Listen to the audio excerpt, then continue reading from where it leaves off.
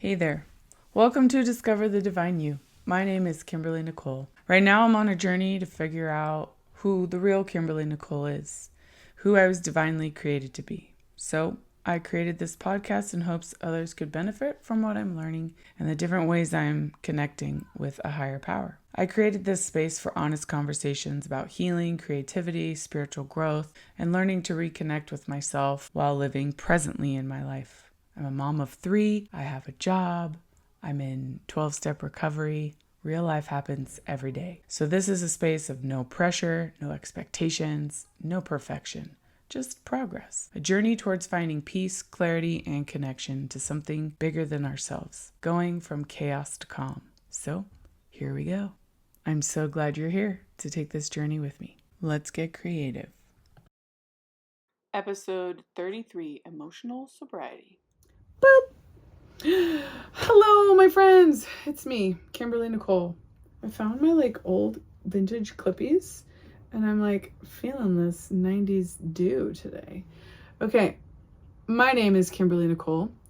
I am your host on this here podcast, Discover the Divine You. And how do you guys like my vintage find? It looks kind of grandma-esque, but I thrifted it. My daughter picked it out and I'm kind of feeling it.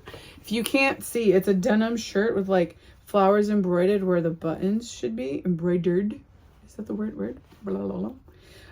Anywho, it's cute and I like it and it's very old lady, as Phoebe would say. And I'm kind of digging it.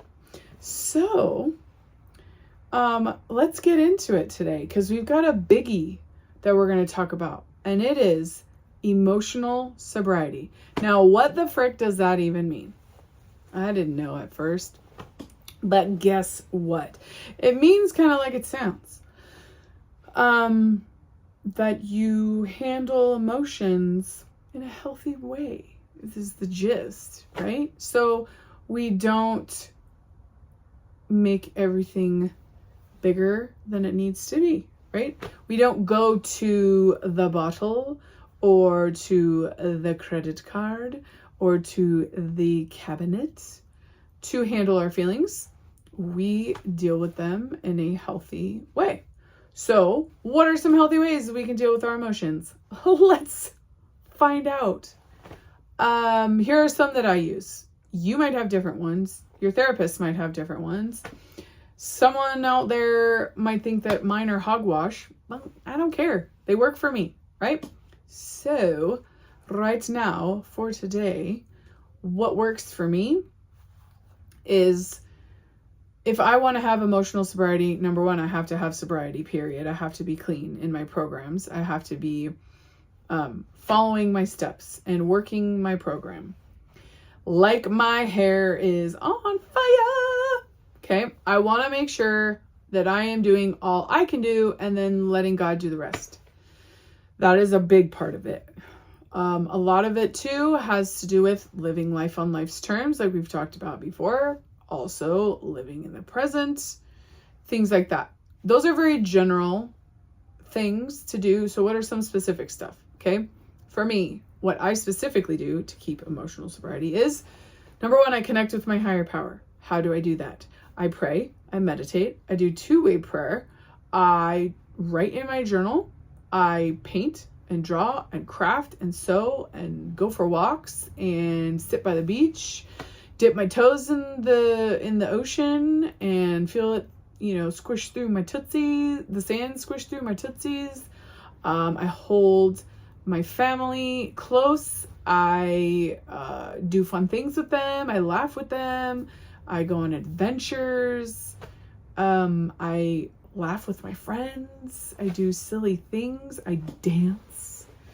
I also hear God at program meetings. When I talk with my sponsees, when I get sponsored.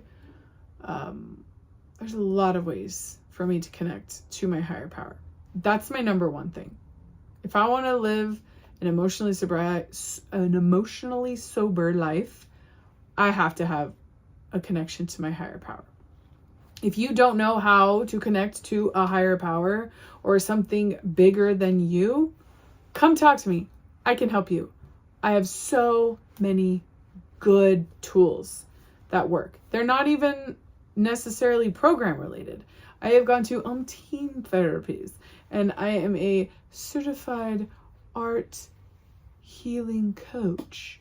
Okay, there's a lot of things that I've learned over the past 42 years of my life that have led me to this moment right here and make me an expert in escaping terrible situations where my emotions could get really blown out of proportion, right? I used to be very dramatic. I still am a little bit dramatic, but in a better way. At least right now, for today. And, that could change anytime. Oh, I just ruined my chair. Sorry. And other people might not agree with that. I don't care. I don't care what they say. I don't care how they feel about me. I really don't. If someone has a problem with me and it's because of something I did to hurt them and I don't know it, bring it to me. I will do my best to make amends. Especially if you're my friend and I love you, or a family member. I definitely don't want to have hurt someone in any kind of manner, but I would never do it in a malicious type of way, right? But if my emotions got too big and I hurt someone and I didn't even know it, please bring it to my attention. But if we don't know each other and you have some things to say about me that are not nice, tell somebody else. I do not care. I do not want to know. It's none of my business. Okay? And emotional sobriety is so important for me as a mother and as a sponsor. Because if I'm not in my right place, there ain't no way in H I'm going to be able to help anyone else. So I've got to take good care of myself so that my emotions stay right-sized. And when they aren't, I go to my higher power. I work a 10th step. I call my sponsor. I've got a Mayday list. That is a very important one for me. I have a list of things that I know work when I am not right-sized and my emotions are feeling bigger than ever. I have a Mayday list of things I know that calm me down, bring me back to right-sized, recenter me, help me focus on my higher power, and giving whatever it is over to God. Stick it in my God box, make an outreach call. There's a long list of good things that help me. And I'm grateful for that. So grateful for that. It took me a long time to figure those out. I don't want you to have to take a long time to figure out all those things. So you're more than welcome to borrow my list of things. Reach out. I would happily walk you through some things. And my program I'm building right now is amazing. And that is literally what we do. I'm not going to tell you. I can't tell you yet. It's not done. It's not done. But anyway, discover the divine you is part of it for sure. But higher power is a big part of it. And emotional sobriety is the outcome. Well, it's one of the happy side effects. Okay. There's so many. Just like when I was in program, I went in there to heal. I mean, actually, I really just wanted to I wanted to just be normal. Well, that's not a thing. I do not want to be normal today. That's not my goal at all. I just want to be me. I want to be me. I want to be authentically me. So I'm just going to keep discovering the divine version of myself. And as I'm doing that, I'm getting closer to my higher power. And the closer I get to my higher power, the more sobriety I have, emotional sobriety I have. And then the more I feel like myself. And it's just this really cool thing that builds on itself. And there's a reason. There is a reason. God has a purpose. And so I'm excited to help other people do the same thing because it has just transformed my life into this beautiful bubble of awesomeness. And I just can't wait to share it with other people. I'm super excited to get it done. I'm working on it all the day long. And it's super fun. And I'm super stoked. And I will tell you, I wish there was a program like this when I was at my darkest. I would have paid billions to have a program like the one I'm building. And I have tested things and tried things, and I would not give them to anyone if I hadn't. And I love that. I love that there's no secrets. There's no secrets. There's no baloney. There's no wait 17 hours for me to talk to you and then I'll give you the secrets to all things. No, I'm just helping you build one step at a time, being present, growing together with your higher power, uncovering all the layers of garbage that the world has put on top of you so that you can discover the divine version of you, and it's going to be amazing. This is exciting. Like Gus would say in Psych. If you haven't watched Psych, please do. It's one of my favorite shows. Sean and Gus are my jam. And I love everyone in that show. Honestly, they were my favorite. And I'm sad it's over. But anyways, where was I? What are we talking about? Emotional sobriety. Ha! Laughter is part of that for me. I love laughing. I used to be like obsessed with watching shows that were only funny and not serious. Then I got into this kick of like all these like really deep, dark, very intense shows that were very like about depression, anxiety, fear, unaliving yourself, and all kinds of these just very heavy things. And I'm not saying those are bad. I'm just saying they did not help me feel happy, joyous, and free. They added to the weight that I was carrying. And I am a very empathetic person. So those emotions ended up on me. So I discovered that if I want to be happy and lighthearted, I watch happy, lighthearted things, right? I fill my life with people, places, and things and influences that feed the joy, feed the peace. And when they don't, it's okay for me to separate myself, saying, no, thank you, right? Part of my emotional sobriety actually today is being very honest and not people pleasing. That's really hard for me. Like the other day, actually happened yesterday.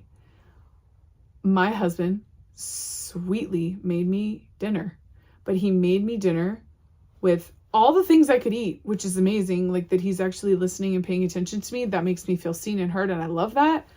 But he put one ingredient in there that made my belly not feel great the last time I ate it. And I said, thank you so much for making this for me, but I can't eat this. It hurt my stomach last time, and I don't want to hurt again. And his face just like, okay, fine, whatever. And I could tell he was hurt, and he wasn't rude about it. He was just like obviously disappointed. And you know, the people pleaser in me is like, oh, just eat it. You'll be fine. It's fine. But the recovered brain that I've been working really hard to build those neural pathways of positivity and self-love said, it's okay, baby girl. You don't have to eat that. He'll be okay. He's allowed to feel sad. He's allowed to be disappointed. He's allowed to feel frustrated even or angry. But you don't have to let the way he is reacting to your saying no affect your peace. That's a miracle for me. And he was fine after a couple minutes. And we ate dinner together. And it was fabulous. And I was really grateful for the fact that he even tried. And I let him know that. But I didn't grovel. I didn't, sorry, I'm so sorry. I just said no thank you. And thank you at the same time for his kindness. And that's proof that I am living in emotional sobriety. I am asking God to right size my emotions and my feelings and my resentments and whatever comes up, because I can. I'm in a place where I feel safe to do that. And that's a miracle. And I'm so grateful for that. And I want that for you too. I really do. Oh man, I can't wait to share this stuff with you. It's going to be so cool. So go out there and say what you mean without being mean. Live an emotional, sober life intentionally. Like, choose it for you because you deserve it. And the more you do, the more you'll discover the divine version of yourself, and the more connected you'll feel with your higher power. And then that will lead to more authenticity and more higher power connection. And it will be a beautiful healing journey that won't stop. It can't stop. And as long as you keep learning and growing and moving forward. And I can't wait to see that. And yeah, so with that, I will see you tomorrow. Hey, thanks so much for being here today. You're my favorite. I'm so glad you came. I know life is busy, so I really do appreciate the time you're taking to do some self-care and hang out with me for a little bit.